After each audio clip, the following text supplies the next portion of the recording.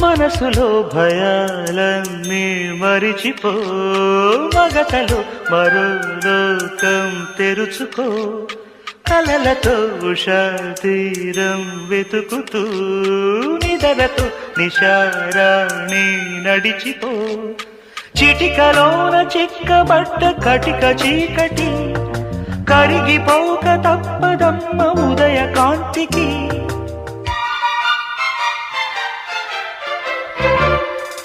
జామురాతిరి జాబిలమ్మ